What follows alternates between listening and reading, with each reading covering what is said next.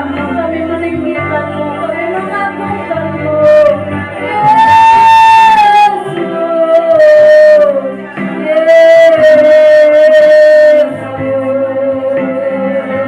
Engkau yang menghibur hati kami, Engkau yang mengangkat seluruh beban dalam jiwa kami. Haleluya, haleluya,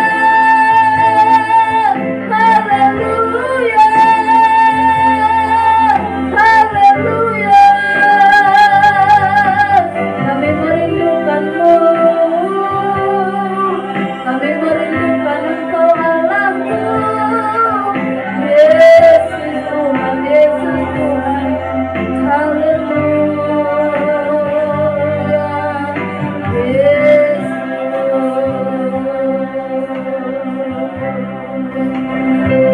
Terima kasih Tuhan, terima kasih Roh Kudus, terima kasih Yesus, Engkau kekasih jiwa kami.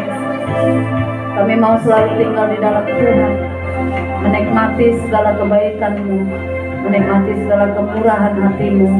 Terima kasih Bapa, terima kasih Roh Kudus, terima kasih Tuhan. Kami siap untuk firman Allah. Dalam nama Tuhan Yesus, kami telah berdoa dan mengucap syukur. Haleluya, amin.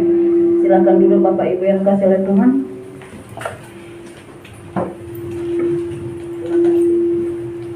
Shalom. Shalom.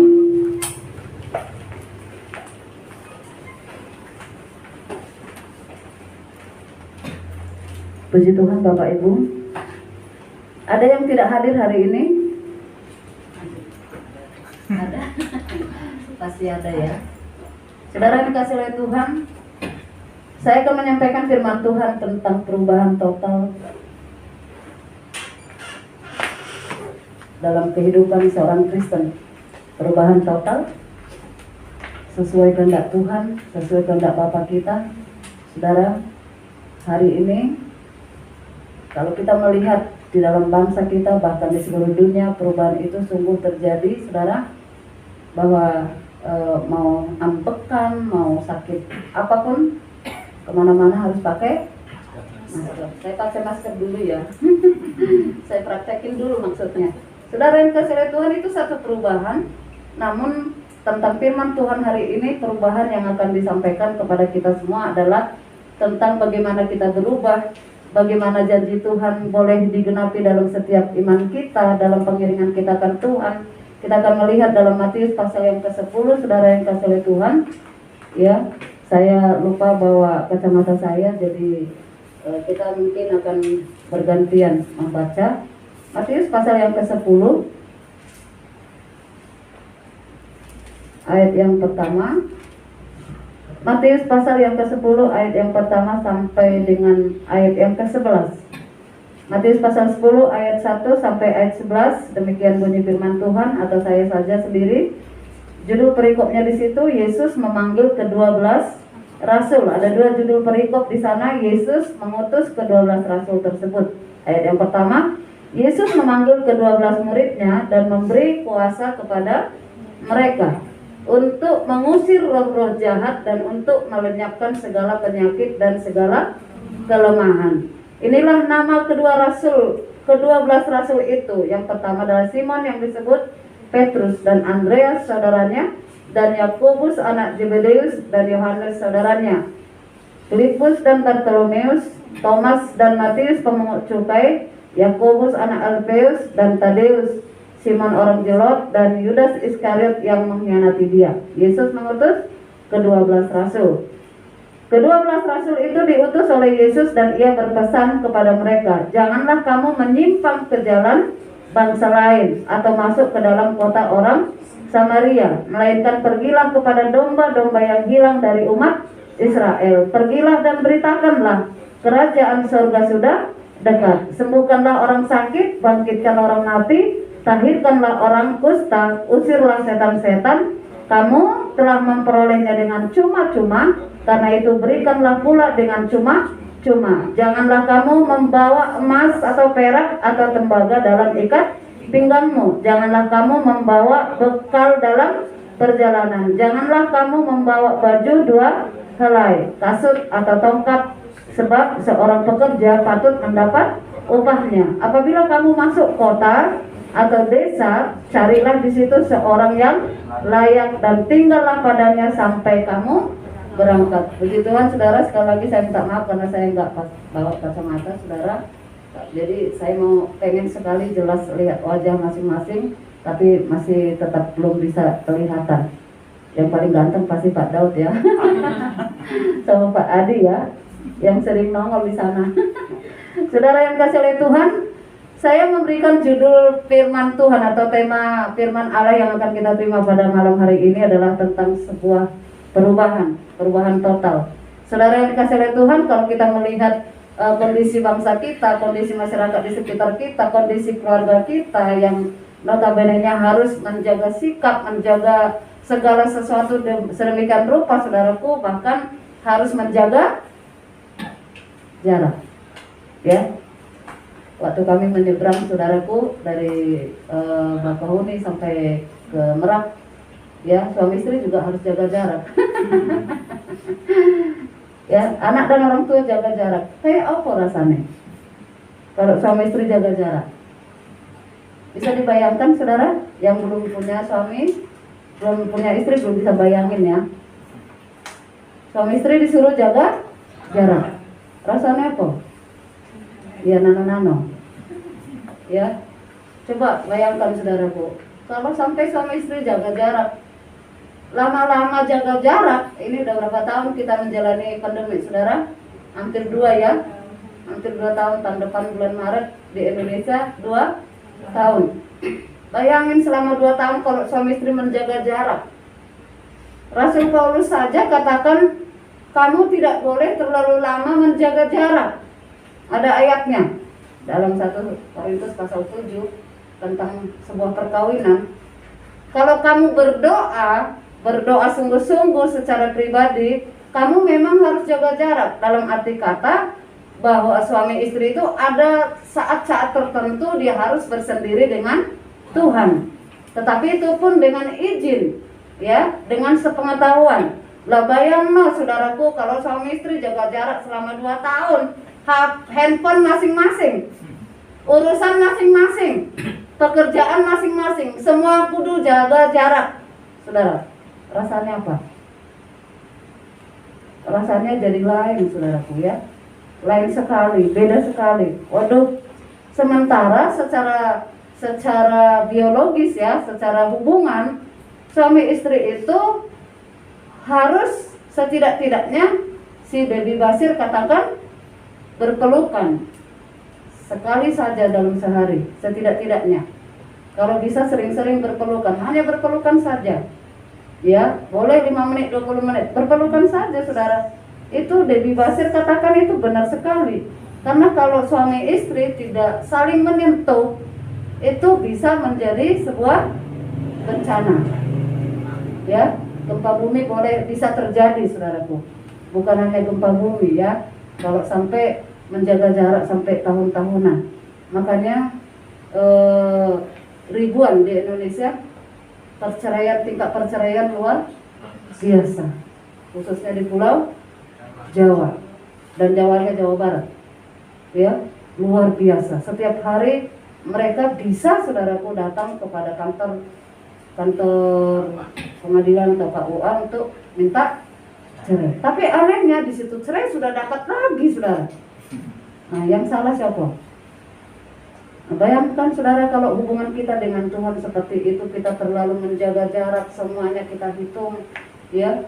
Apa yang terjadi kalau kita menjaga jarak? Sementara, saudara yang dikasih oleh Tuhan, ayat ini, di sini kita dituntun atau kita diingatkan bahwa sebelum rasul-rasul itu melayani Tuhan, Yesus memanggil mereka terlebih dahulu dengan nama masing-masing. Dan kalau saudara mau cari tahu arti nama mereka masing-masing, saudara akan tahu, ya. Saudara yang kasih oleh Tuhan, Simon Petrus itu sebelum Petrus disebut Simon.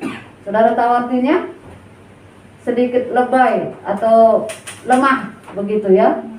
Simon itu lemah gitu, atau mungkin cengeng, begitu ya kalau bahasa sehari-harinya, atau nggak kuat gitu. Kalau ada apa-apa Apa saudara?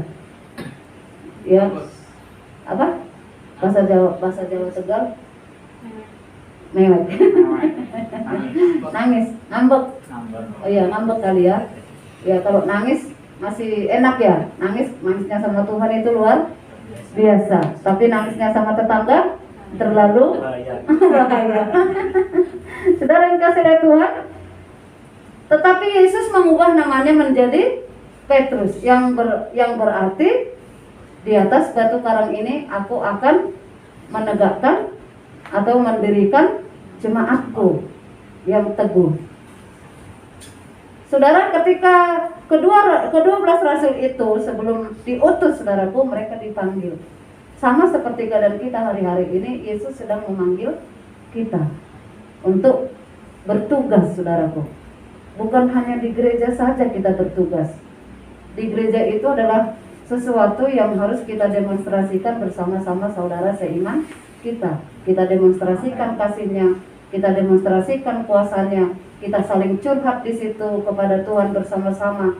Ya, kita melakukannya bersama-sama, dan ketika kita melakukannya bersama-sama ada hadirat Allah yang luar biasa, dan itu akan menyembuhkan yang sakit, akan menghibur yang kesusahan, dan akan mencukupkan segala yang kesulitan. Saudara dikasih oleh Tuhan, Tuhan itu luar biasa, dia akan buka jalan ketika kita bisa bersama-sama seperti hari ini. Tetapi ada tugas-tugas tertentu yang harus kita lakukan di dunia luar sana, saudara yang kasih oleh Tuhan. Apa yang akan kita lakukan? Apa yang akan menjadi tugas kita? Ketika Yesus memanggil ke-12 rasul itu dengan nama masing-masing, ketika kita juga mengalami panggilan itu, ketika kita juga mendengarkan panggilan itu, meresponi panggilan itu, saudara yang dikasihi oleh Tuhan, ada tugas yang harus kita lakukan.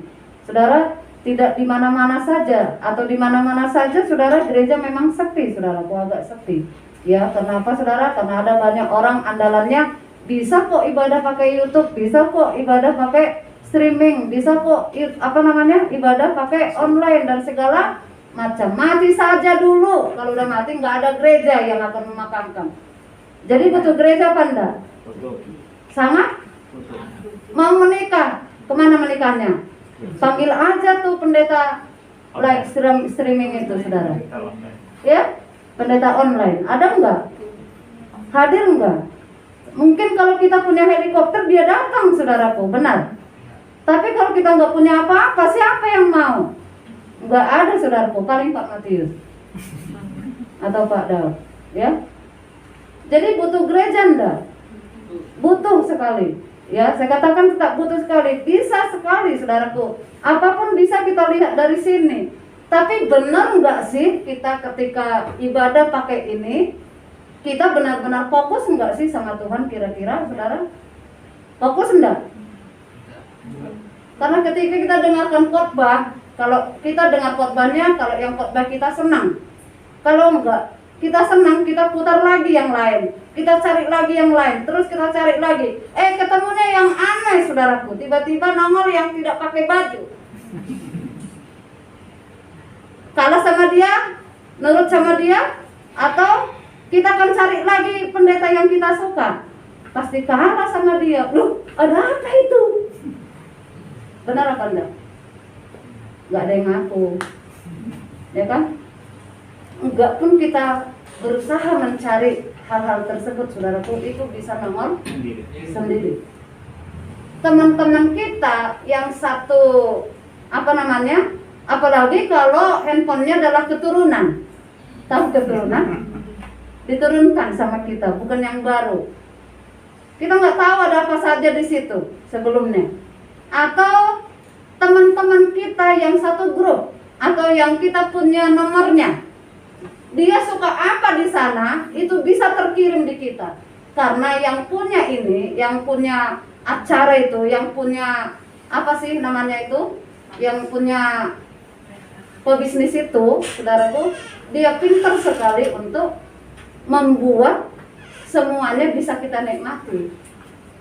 Kalau saya suka masak-masakan, saya suka itu tuh yang orang Tiongkok masak-masak, ya, tiap hari ada daging babinya. Senang sekali saya lihatnya.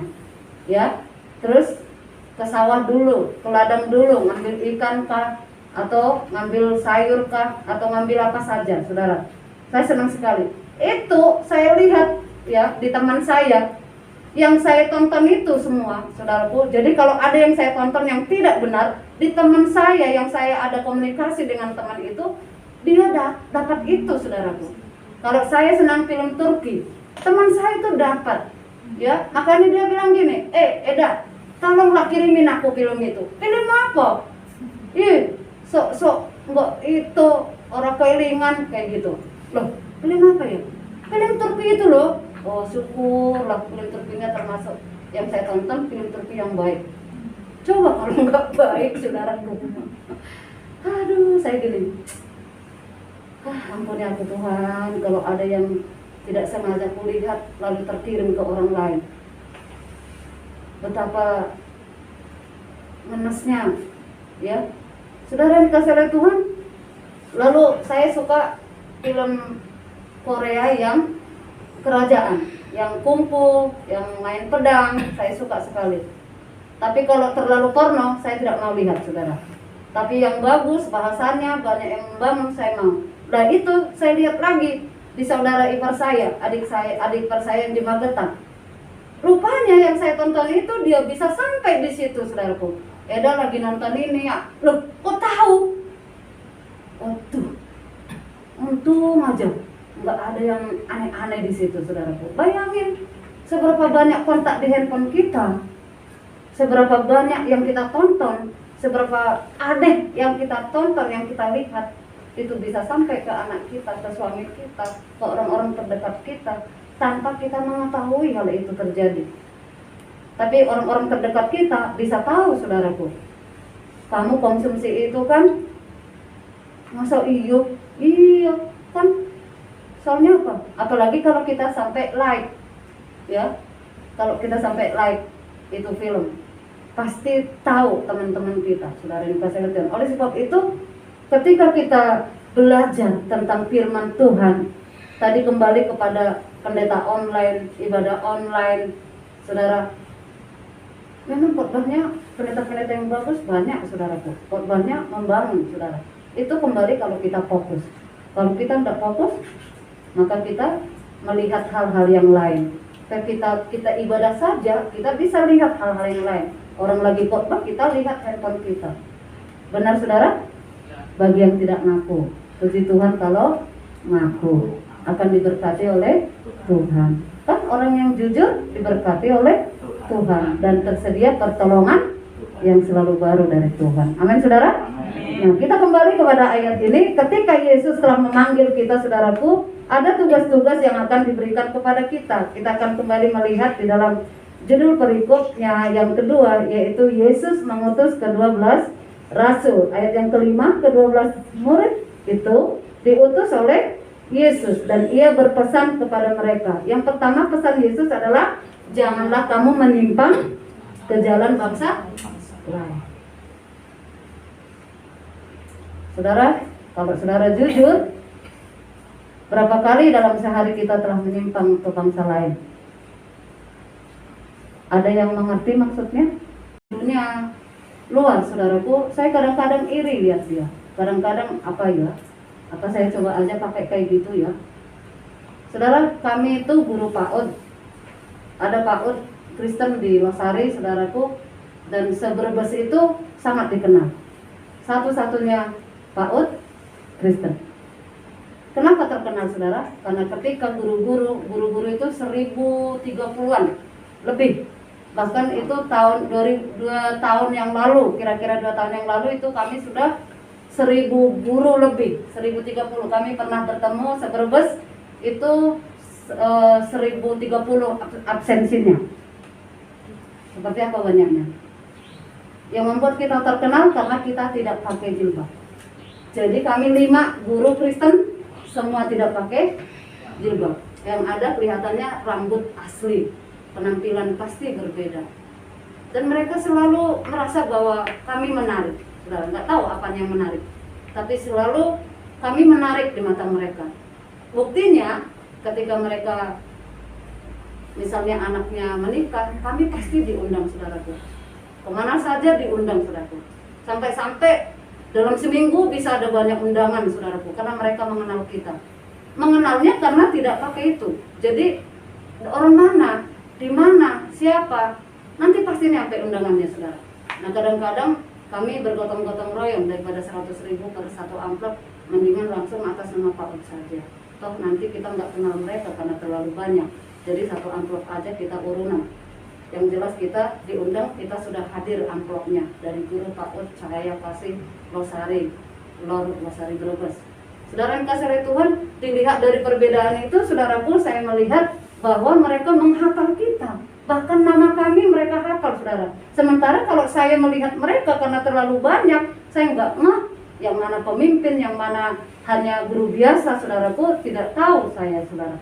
Tapi sesuatu yang luar biasa, yang Tuhan buat luar biasa adalah ketika perbedaan itu ada dan tapi mereka mengasihi kita dan menghormati kita.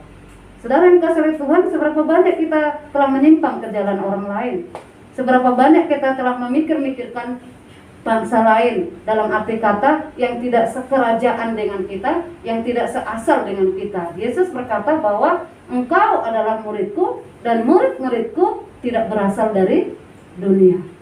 Tetapi engkau hari ini ada di dunia. Saat ini engkau ada di dunia untuk supaya engkau melakukan apa yang akan aku kerjakan. Yohanes 14 ayat 1 sampai yang ke-12 sampai ayat 14 bahkan dikatakan bahkan lebih besar pekerjaan yang aku kerjakan akan lebih besar apa yang kamu kerjakan daripada yang aku kerjakan. Mintalah maka kamu akan diberikan. Apa yang telah diberikan kepada kita?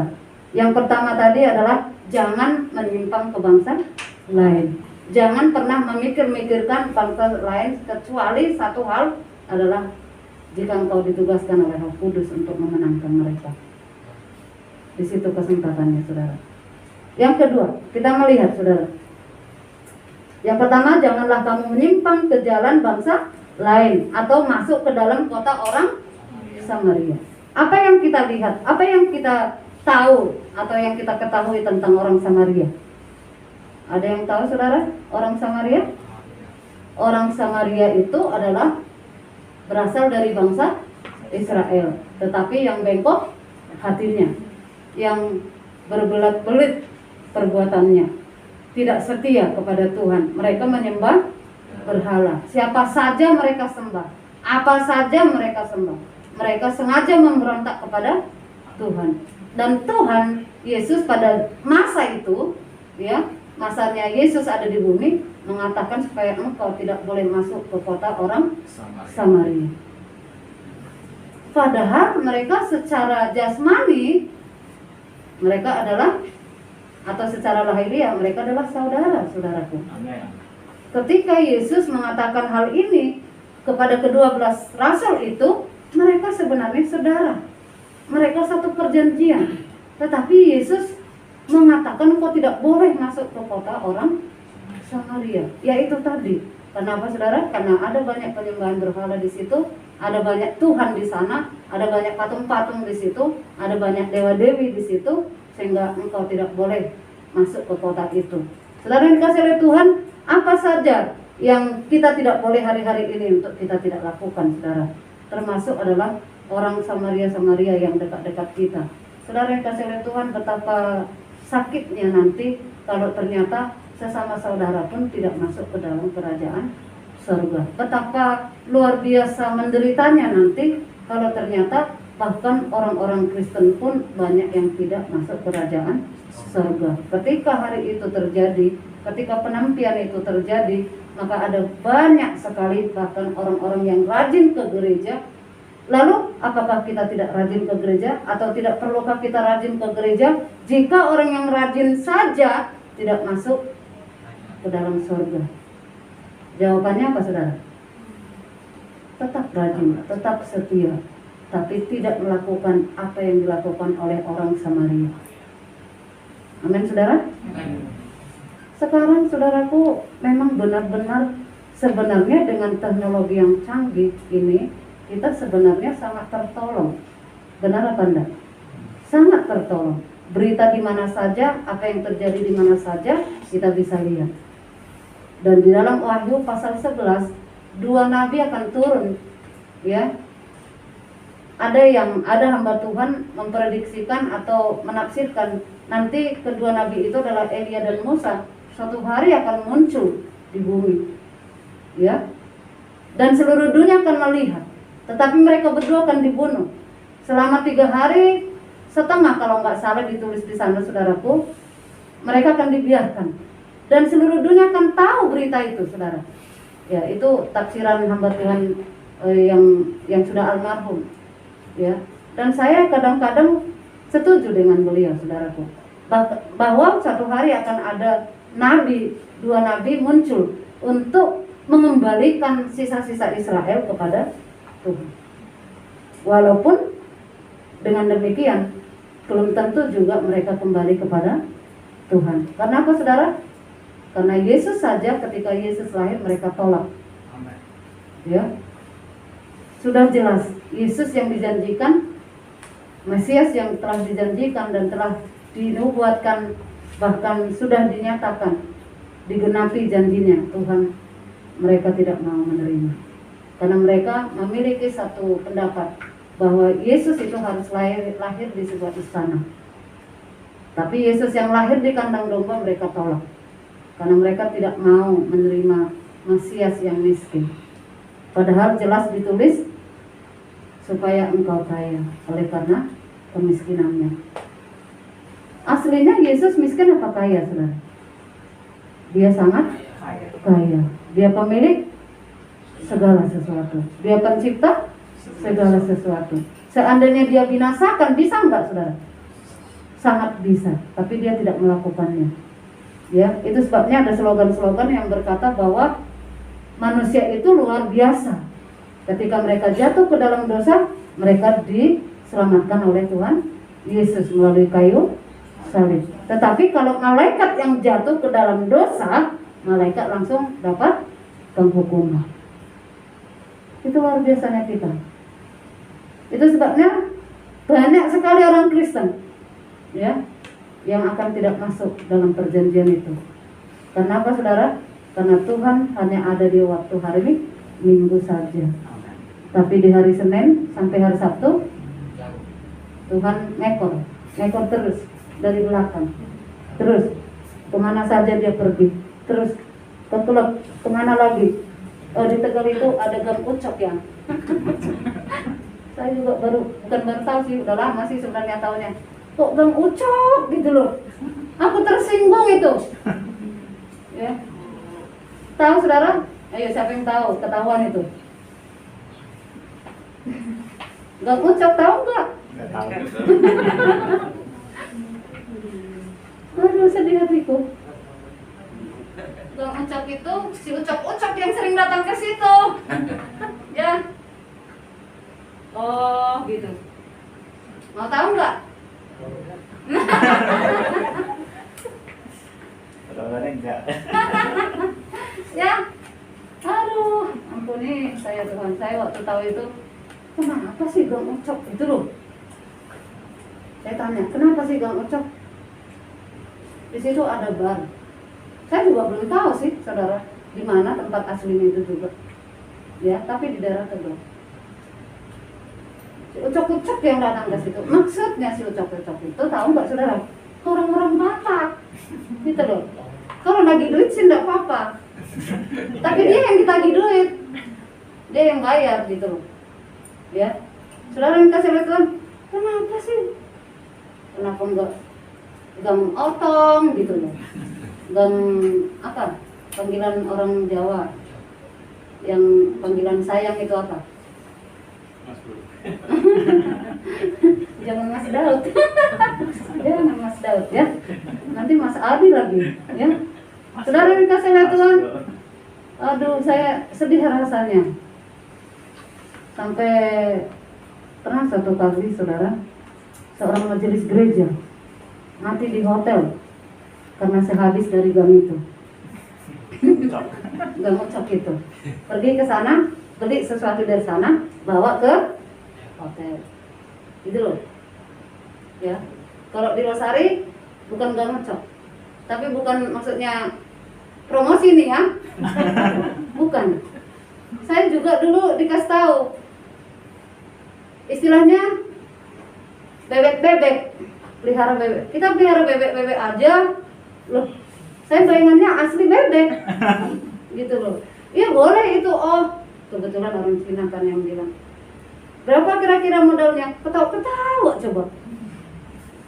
Modalnya besar, bebek mah nggak besar, oh cukup 1 jodoh aja kan bisa. Jadi berkembang, bodoh kamu katanya. Loh maksudnya apa? Bebek-bebek itu yang di pinggir jalan. Jangan kemana-mana loh. Ya kalau datang ke Losari nanti ke situ lagi mencari bebek-bebek. Ya, jangan ya. Nanti kami pecat semuanya. Gak boleh datang ke gereja kami. Ya. Oh bebek-bebek. Sampai saudara pernah dengar lagu Kopi Lendok? Pernah? Ada yang ngantuk-ngantuk itu. Waktu pernah. Aduh. Bendahara kita pernah cerita saudaraku. Nyata katanya sih. Itu nyata benar-benar ada kopi lendok. Saya gini, kopi lendok itu maksudnya apa? Kopi dikocok terus gimana itu? Kok jadi kopi lendok gitu? Ya, bendahara kita cerita dia punya teman. Jadi bukan bendahara kita. Dia punya teman. Terus pergilah ke warung-warung yang di tepi jalan itu. Disitulah kopi lendoknya. Yang diminum cuma 1 gelas kopi. Tapi bayarannya 900. Mati enggak? Dia tulus saudaraku ke situ memang karena pengen ngopi. Karena dia melihat ini warung yang digantung-gantung juga ada kopi di situ, ada kopi, ada pop ice, ada apa-apa di situ. Lalu dia tulus saja masuk, saudara yang kasih Tuhan. Bukan bendara itu, tapi temannya. Jadi bendara itu cuma cerita. Ya, lalu masuk. Kopi mbak, nanti jangan dipraktekin ya. Ini serius saya lihat ini wajahnya. Serius dikasih kopi, kan dimintakan kopi. Nah dikasih kopi. Setelah dikasih kopi, yang nggak enaknya kita mau minum kopi tapi nggak nyaman. Yang bikin nggak nyaman apa? Ya dilendotin sama orang itu yang ngasih kopi. Loh, ya bingung ini orang. Orang mau minum kopi nggak minum kopi tapi dilendotin. Mau lari, bayar dulu. Ya, udah mau lari tuh ditarik bajunya. Bayar dulu. Bayar berapa? 900. Hah? Kopi segitu belum diminum juga 900. Siapa suruh kamu nggak minum? Siapa yang larang nggak minum? Minum, katanya. Tapi bayarnya 900. Daripada dia nggak bisa lari, saudaraku, dia buka dompetnya cuma 500. Eman juga 500. Kopinya juga belum diminum. Tapi daripada di situ terus-terusan dilendotin, ya dikasih aja udah sama kamu aja. Lari saudara. Itu laki-laki yang benar. Amin. Amin. Laki-laki yang nggak benar, ya wes lah. Daripada hilang 900, ya kan? Daripada hilang 900 atau 500 ya mendingan lah dicoba aja. Itu yang nggak benar. Yang tadi itu benar sudah. Dia pergi, dia lari, dia nggak mau. Kurang ajar itu. Gitu. Sampai dia bilang sama semua temannya, jangan pernah mampir ke situ. Benar apa enggak saudara kalau dia bilang seperti itu? Coba kalau dia bilang, ayolah mampir aja lah ke sana biar kamu juga kena. Coba dia enggak. Dia bilang, teman-teman jangan pernah ke situ. Ya, sebab apa saudara? Dikira warung biasa. Itu zaman sekarang saudaraku. Tadi malam kita cari-cari bubur kacang hijau. Hampir jam 8 atau setengah 9. Saya melihat saudaraku, bertambah banyak jumlah orang berdagang kuliner. Tambah di mana-mana banyak. Katanya kendungnya. Tapi yang dagang kok banyak ya?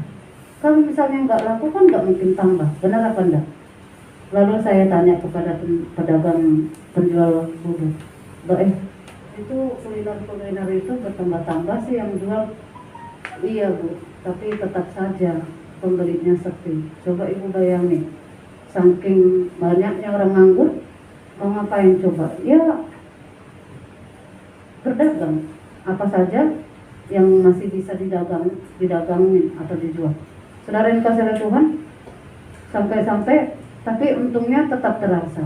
biasanya kita bisa dapat 200-500 ribu, dia bilang tidak bisa sampai segitu.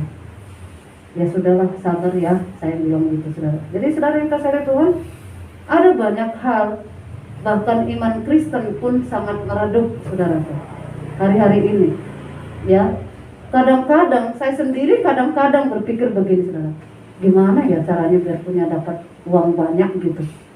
Nanti kalau saya dapat uang banyak, tak sumbang lah CKI ya. Ya, CKI. Ya, saya kadang-kadang apa saya jualan duit aja ya, tapi duitnya siapa yang mau dijual? Saya sebenarnya punya duit juga nggak ada. Kadang-kadang gitu saudara, sedih kadang-kadang. Apalagi kalau kita mentok nih nggak punya uang, kadang-kadang rasa putus asa itu muncul, benar nggak? Tapi Yesus jelas mengatakan, pertama tidak boleh menyimpang ke jalan orang bangsa lain. Yang kedua, tidak boleh masuk ke kota orang Samaria. Kalau kita melihat sejarah Samaria, bahkan wanita Samaria, kita lihat, ya, terlalu bebas hidupnya orang Samaria. Sampai wanita Samaria itu 5 suaminya pada hari itu, tapi bukan suaminya satupun diantaranya. Yesus jelas berkata begitu. Itu perbedaan hidup orang yang dipanggil Kristus dan melayani Tuhan dengan kehidupan orang Samaria.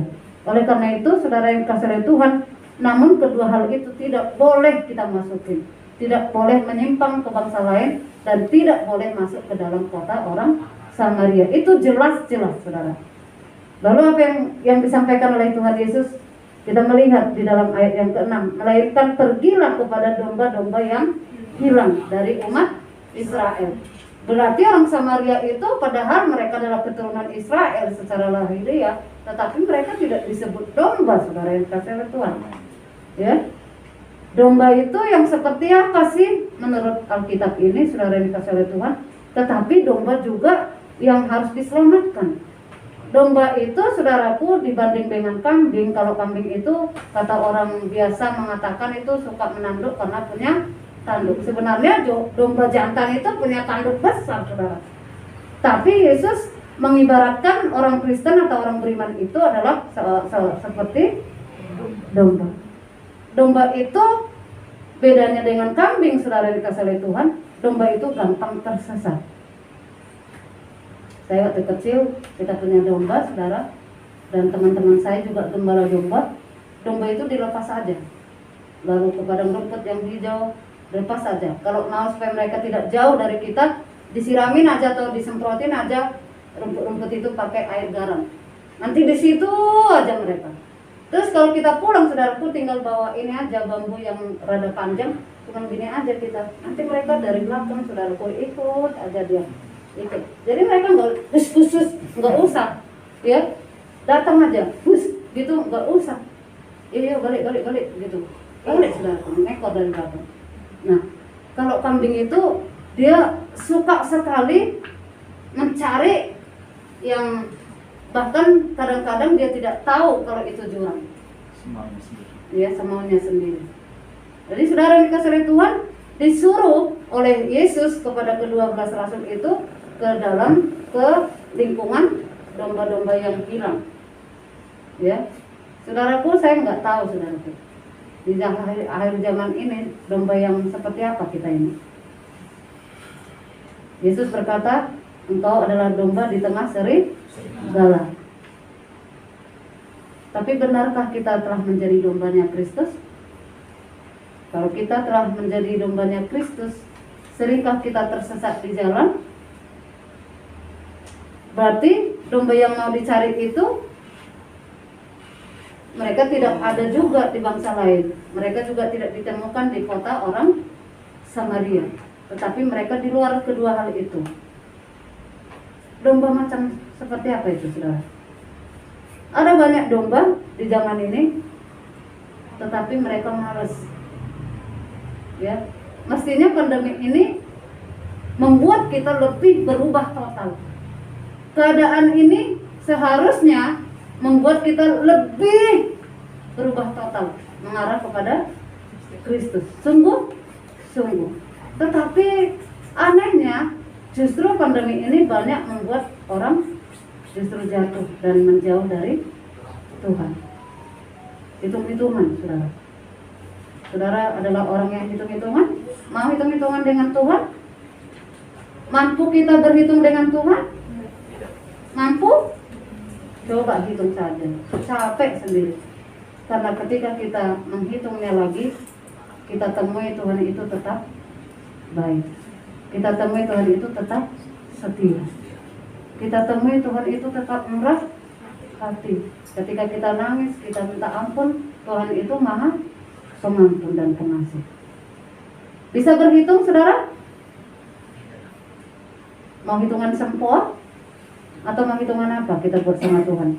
Ketika kita minta ini, minta itu, saudara pernah mengalami minta bekerja, lalu Tuhan kasih pekerjaan. Tuhan, aku mau bekerja, dan aku mau gajinya sekian, dan aku mau pekerjaannya seperti ini. Lalu Tuhan kasih. Setelah Tuhan kasih, saudara bersyukur kepada Tuhan atau lupa? Banyak kan? Lupa. Karena sudah nikmat. Apa yang dia minta itu telah memuaskan jiwanya. Lalu lupa. Setelah tersandung, baru ingat lagi. Aduh Tuhan, ada apa ya? Ya. Lalu mungkin pekerjaan itu masih luar biasa dan kita belum tersandung. Tuhan bebaskan kita, Dia buat kita menikmati luar biasa. Lalu kita minta apa? Tadinya kita nggak punya motor, kita minta motor. Lalu Tuhan kasih. Dengan pekerjaan yang diberkati Tuhan, kita pasti bisa beli motor. Lalu setelah Tuhan kasih motor, dengan embel-embel nanti saya akan setia Tuhan. Tapi setelah punya motor, pergi kakinya pegang ucap. Ya, bukan, tapi masih setia. Amin. Masih setia. Setelah setia, minta mobil. Tuhan, oh jangan mobil dulu ya, istri dulu. Ya, pendamping hidup dulu.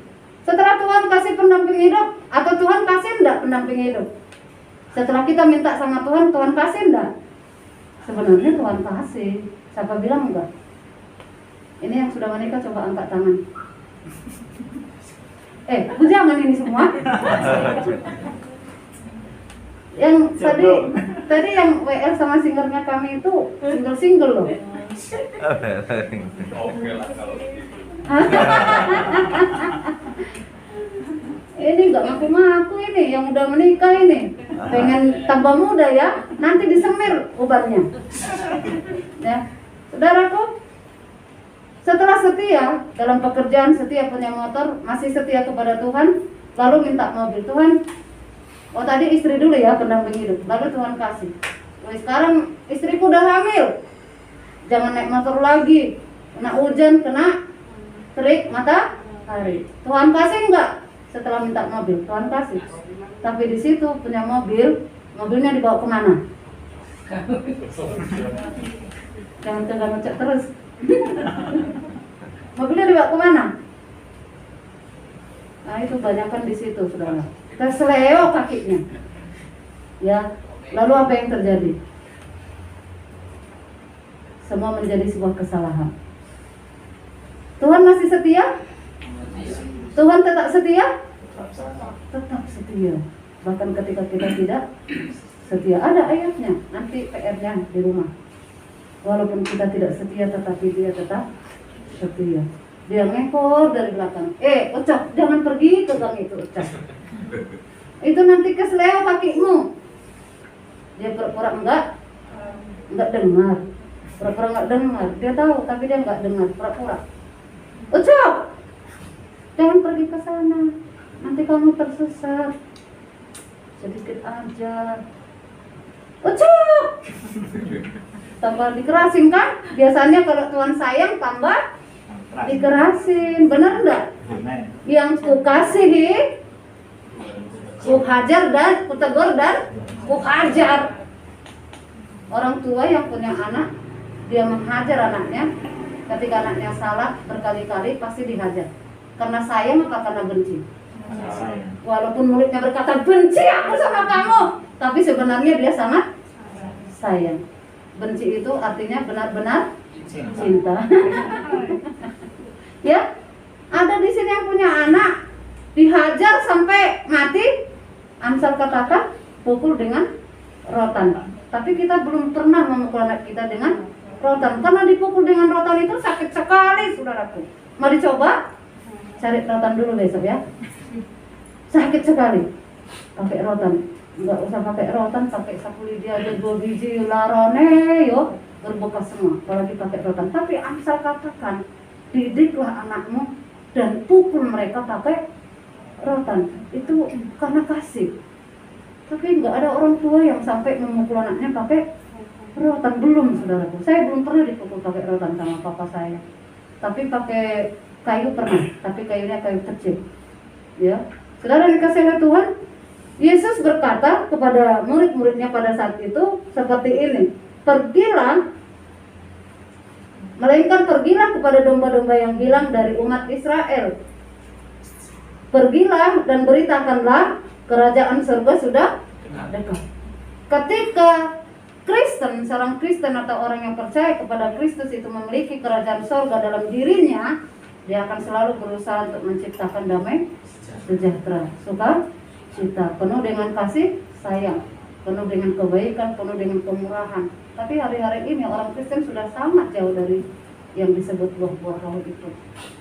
Sudah kurang sabar, sudah tidak setia, apalagi murah hati, sudah tidak menguasai diri, apalagi lemah lembut. Itu sudah sangat jauh, saudaraku, jauh sekali. Karena kondisi dan karena keadaan, tuntutan zaman yang luar biasa ini membuat kita sangat-sangat gampang emosi, marah, dan benci, ya, putus asa, lebih cenderung kepada putus asa. Kadang-kadang kalau sudah enak, ya, saudara yang kasih oleh Tuhan. Oleh karena itu, saudara yang kasih oleh Tuhan, perlunya kita setiap hari mengadakan perubahan-perubahan dalam diri kita. Kalau dulu di zaman saya bertobat itu langsung bertobat, saudara, benar Bu Sri ya? Di zaman kita nih, siapa yang seusia dengan saya? 47 tahun. Yang seusia dengan saya coba angkat tangan. Enggak ada yang ngaku juga itu. Karena pengen jangan semua. Ya. Pengen muda terus. Itu waktu di masa saya masih ingat dulu Amperi ya. Kita ke mana? Ke daerah Boyolali ya. Payungan. Bukan, satu lagi, Memplak. Di situ saudaraku, waduh betapa luar biasanya orang yang tua, yang udah 65, 70 tahun masih kuat, ya. Besok doa pagi katanya gitu. Jam 5 diumumin doa pagi, mereka datang jam 4, saudara. Orang udah tua itu. Hatinya saya sangat tersentuh. Waduh luar biasa nih bapak-bapak, mbok-mbok semua udah tua semua. Udah badannya nggak ada segemuk saya. Dulu juga saya nggak segini, saudara. Dahulu saya tidak segini. Ya, dulu saya kurus 49. 49, saudara. Baju saya masih ada satu itu, saya turunkan ke anak saya. Ya. Itu sangat berkesan bajunya. Itu berkat Tuhan yang luar biasa pada saat itu. Di tahun berapa saya dapat berkat baju harga 200.000. Jadi saya simpan itu, saudara. Saya kasih anak saya. Dulu 49, paling gemuknya saya 51. Lah sekarang 70. Saking banyaknya berkat. Udah nggak pernah jalan kaki ke Memplak gitu ya. Dulu kita disambut dengan singkong rebus, singkong bakar. Itu sudah makanan yang sangat elit, saudara. Jagung, nasi jagung maksudnya. Kalau ada ikan asin, temennya itu sudah luar biasa, saudara. Tapi imannya tidak seperti nasi jagung, imannya tidak seperti singkong, imannya luar biasa.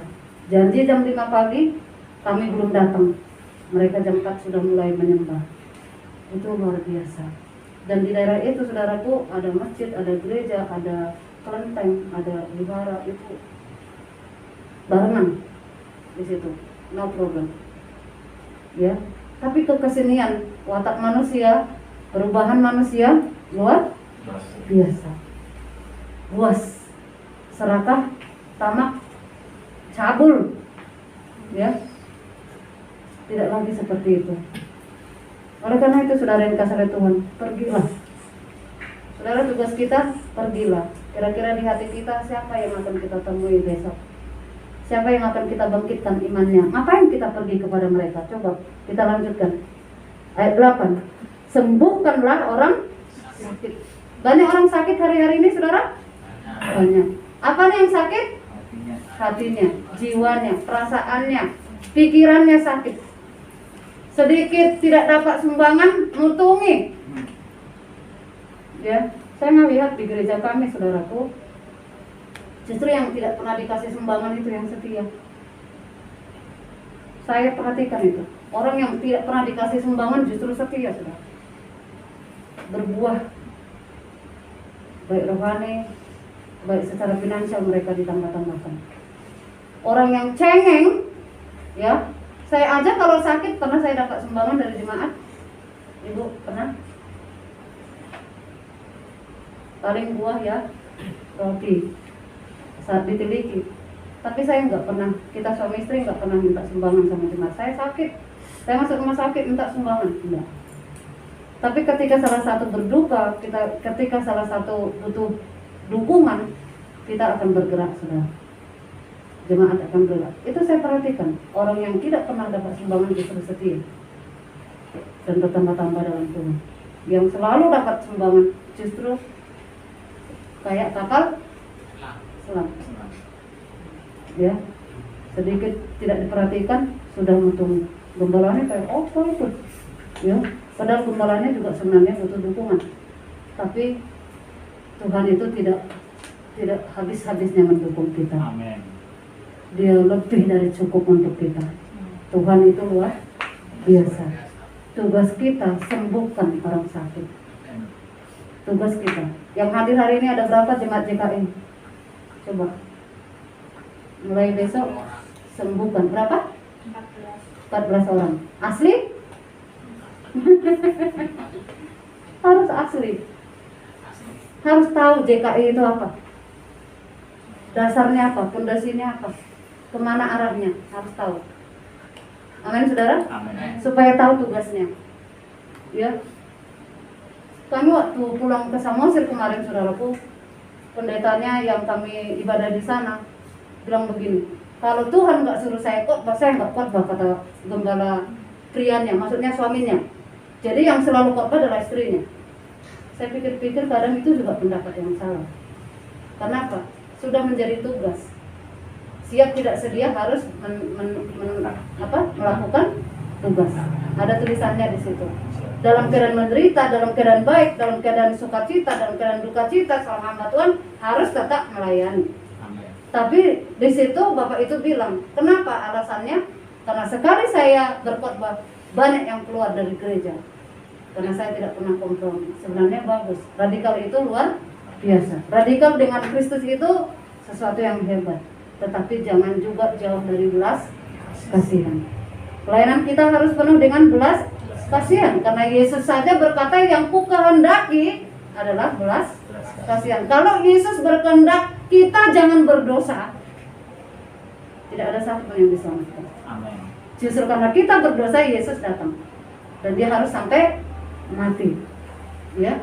Jadi yang ku kehendaki, Yesus selalu berkata di dalam 4 Injil itu, yang ku kehendaki adalah belas kasihan. Seorang pelayan itu selalu berulang kali di dalam dirinya belas kasihan itu timbul. Walaupun kadang-kadang kita marah, saudara.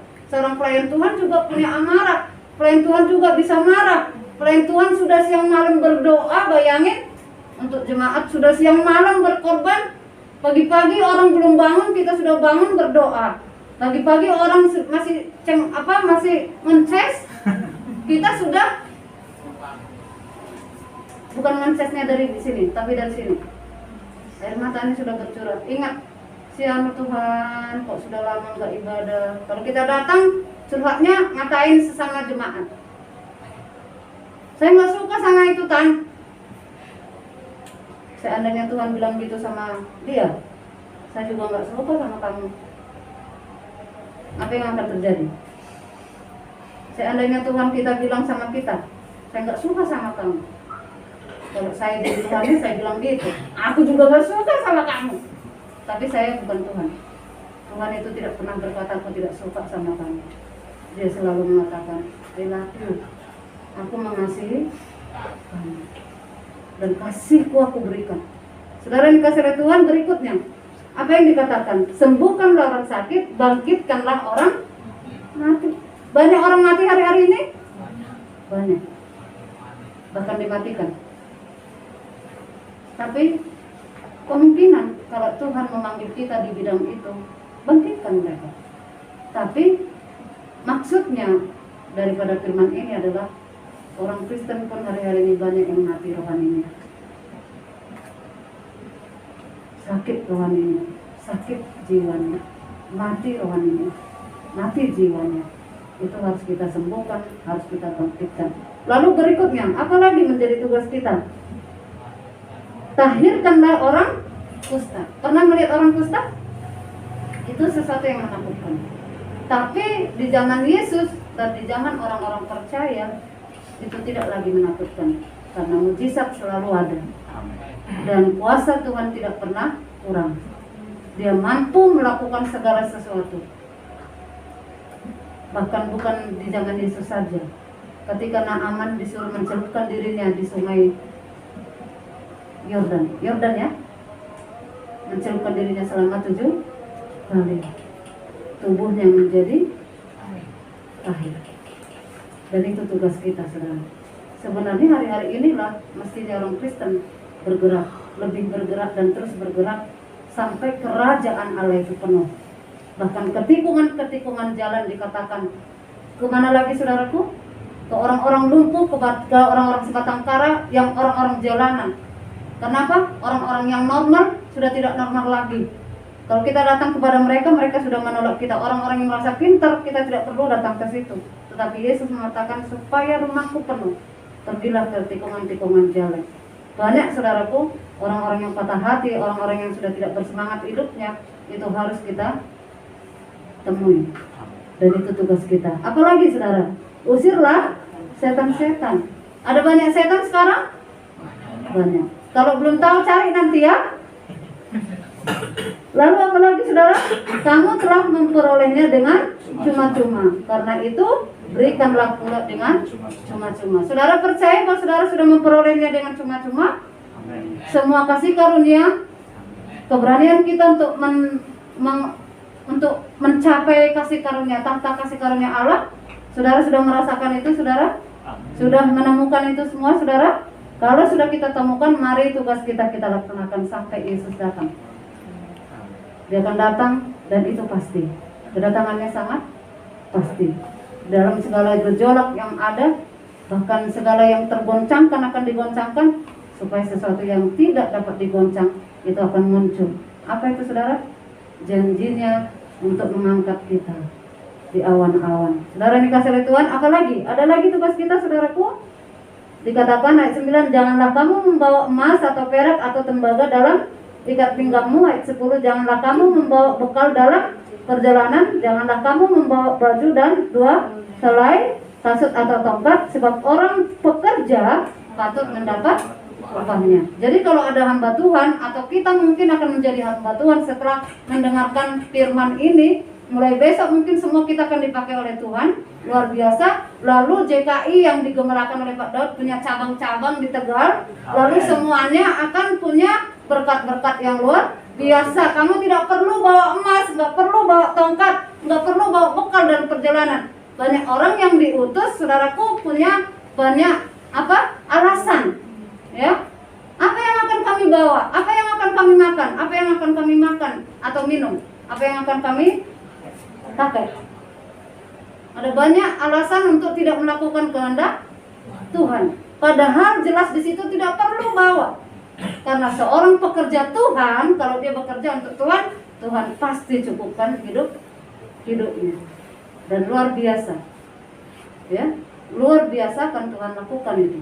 Karena firman itu tidak ada satupun yang tidak melakukan bagiannya. Semua firman yang disampaikan oleh Tuhan itu akan melakukan bagiannya. Tergantung takaran kita menerimanya. Tergantung takaran iman kita menerima dan melakukannya. Kenapa sih orang Kristen miskin terus? Dan nyatanya ada banyak orang Kristen masih sangat miskin. Ya. Ada apa? Saudara pernah introspeksi diri? Kenapa sih kok masih seperti ini? Kenapa sih nggak berkelimpahan? Pernah kita introspeksi diri atau kita menghimpit diri kita sendiri? Lebih baik, jauh lebih baik introspeksi. Ada apa?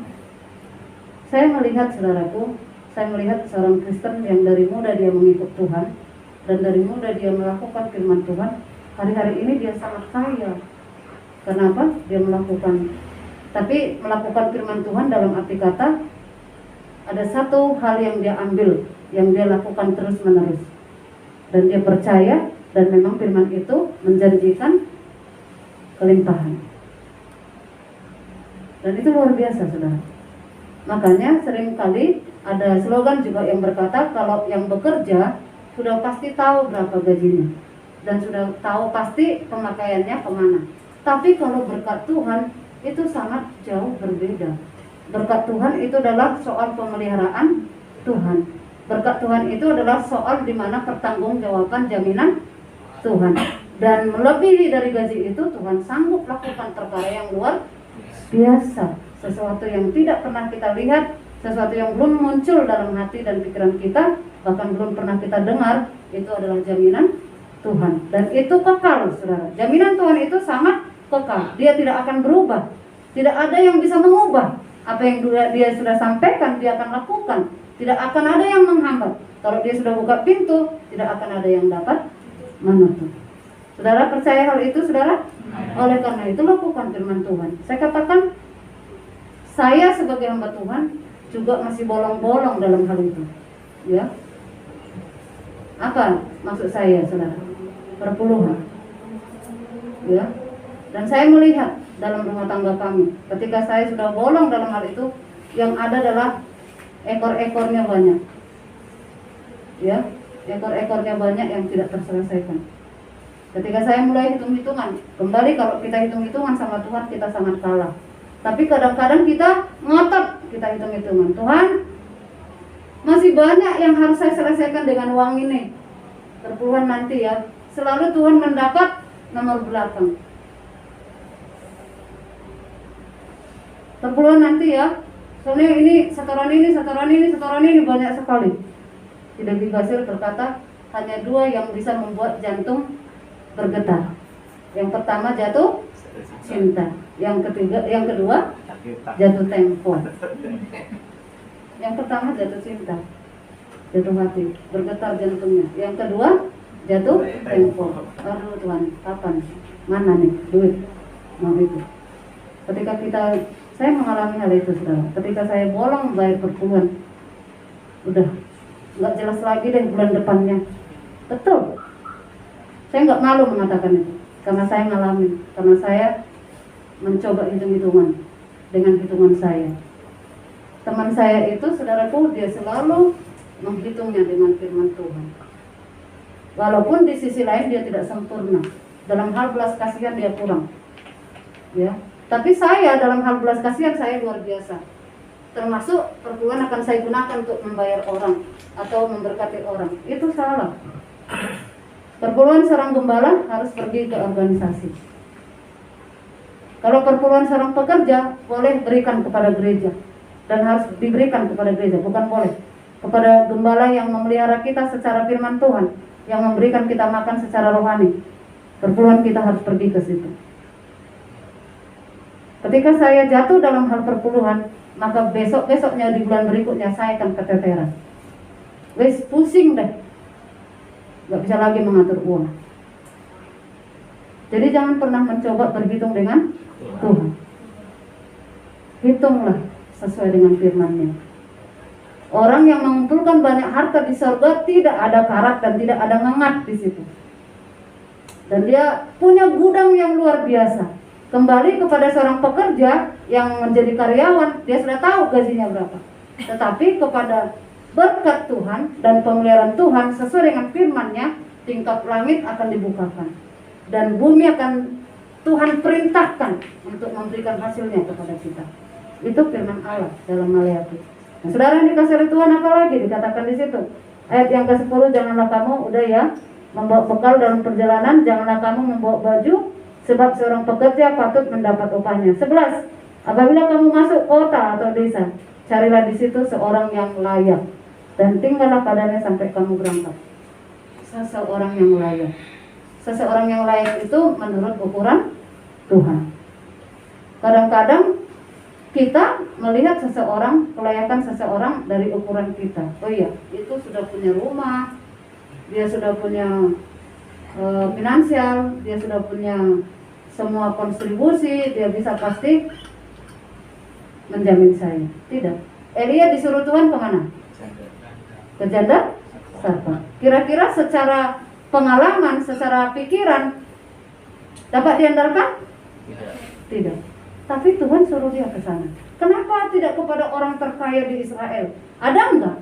Ada. Lah Raja Ahab kaya enggak? Kaya. Tapi Tuhan tidak suruh Elia ke situ. Tuhan suruh dia ke janda Sarfat. Itu uji kelayakannya Tuhan. Kalau uji kelayakan kita akan melihat orang ini ya teman-teman kita nih, teman-teman kita hamba Tuhan ya. Wih, Pak Matius itu luar biasa ya. Tahun kemarin pulang kampung, tahun ini pulang kampung, bawa mobil lagi sendiri.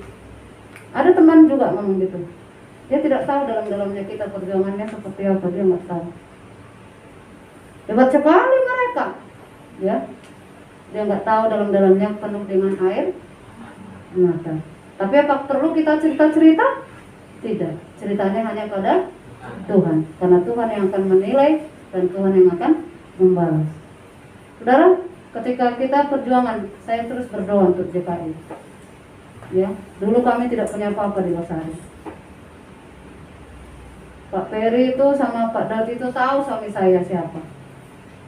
Bahkan kemarin saudaraku, ketika anak saya belajar motor, biasa anak saya belajar motor karena sudah tahu, jadi sama temannya, ada temannya di samping rumah, jadi ngebut-ngebut. Nah, ada orang meninggal di rumah duka. Saya enggak kenal sekali itu om-om itu, ya. Tapi dia sangat kenal kita. Nah itu saya heran. Dia sangat tahu kehidupan suami saya masa kecilnya, ya. Tapi saya pikir juga dia setengah tahu sebenarnya. Kenapa?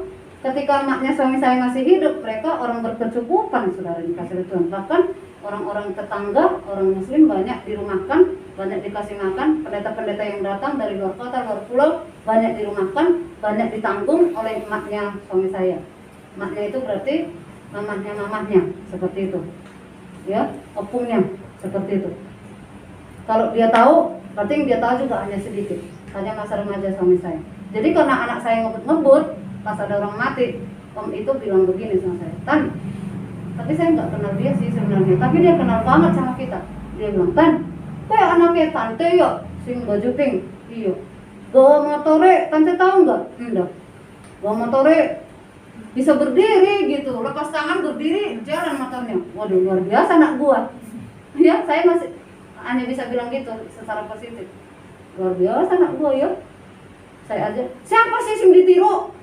Tiba-tiba ngomong gitu, saudara. Tante apa? Enggak, saya malah nggak bisa bawa motor. Paling papinya, saya tulus tuh jawabnya. Kata siapa? Papinya punya motor juga setelah nikah sama tante.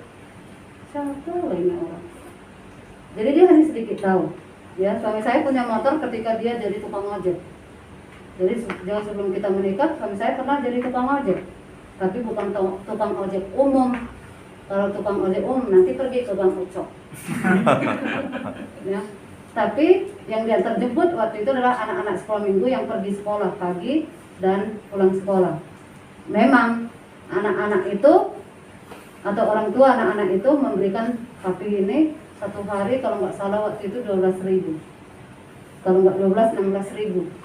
Bayangin 6 kali dalam seminggu kali 16.000. Dalam 1 bulan berapa? Ya. Dan suami saya itu rajin, saudaraku. Ada orang Chinese yang sudah tua, mak-mak, dia punya kebun mangga. Dia suruh suami saya untuk nyiramin kebun mangganya. Kadang dapat 5.000 setiap hari, kadang dapat 2.000, dikumpulin. Jadi bisa sektor motor Megapro. Jadi sebenarnya om-om itu juga sebenarnya sok tahu, ya. Jadi sebelum kita menikah, suami saya sudah punya motor Megapro. Nah, saudara, itulah kalau manusia menilai kita setahu dia. Tapi kalau Tuhan menilai kita itu sedalam-dalamnya kita. Itulah bedanya. Jadi tidak perlu khawatir sebenarnya dan juga tidak perlu cemas.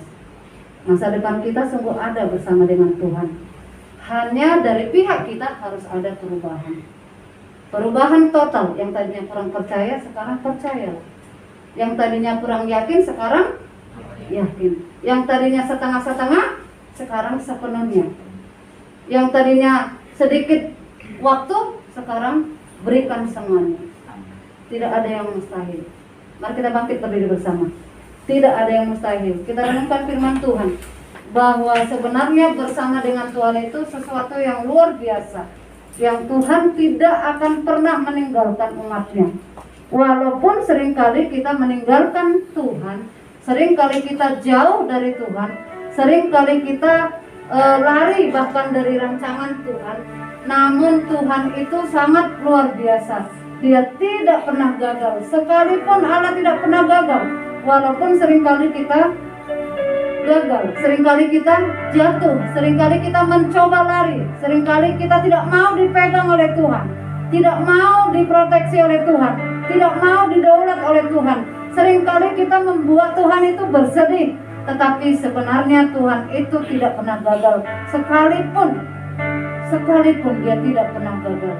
Sebab dia Allah kita yang hidup, dia Allah kita yang murah hati, dia Allah kita yang kaya, dia Allah kita yang penuh kuasa, dia Allah kita yang penuh belas kasihan, penuh kesetiaan yang tidak pernah berubah.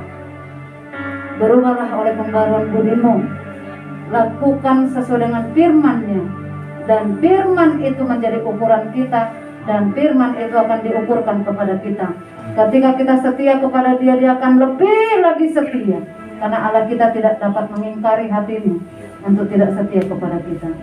Katakan kepada Tuhan, lebih dalam lagi ku rindu Kau Tuhan, lebih dari segala yang ada. Lebih dalam lagi ku cinta Kau Yesus, ku mengasihimu.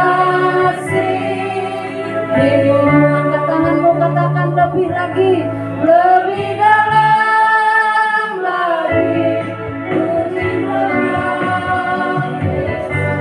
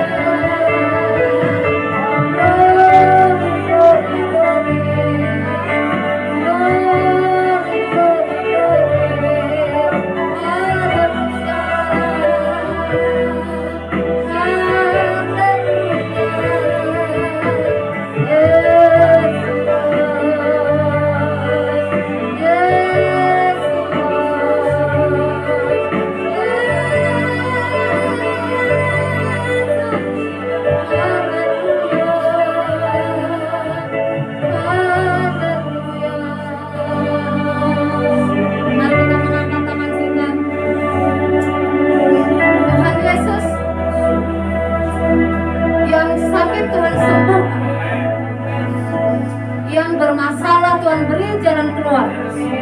Yang kesulitan Tuhan berikan jalan keluar. Yang kesukaran Tuhan berikan jawaban.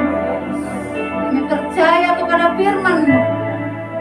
Engkau tidak pernah gagal. Engkau tidak pernah gagal. Kami yang sering kali gagal Tuhan. Sering sekali kami gagal. Sering sekali kami gagal. Sering sekali kami jatuh. Sering kali kami mengecewakan hati Tuhan.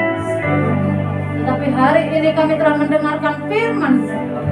Engkau telah memanggil kami untuk menjadi satu kerajaan dengan Kristus, dan untuk memerintah bersama dengan Tuhan, dan untuk melayani bersama dengan Tuhan, dan untuk diberkati bersama dengan Tuhan. Akan dibuat lebih ketika kami menjadi pekerja-pekerja Kristus, ketika kami menjadi pekerja-pekerjanya Tuhan, maka upah kami ada dari surga, dan upah kami sungguh terjamin dari Tuhan. Terima kasih untuk firman-Mu. Terima kasih untuk firman-Mu. Terima kasih untuk hadirat-Mu. Engkau melihat GKI ini, melihat gereja ini, semua keperluan mereka, semua kebutuhan mereka.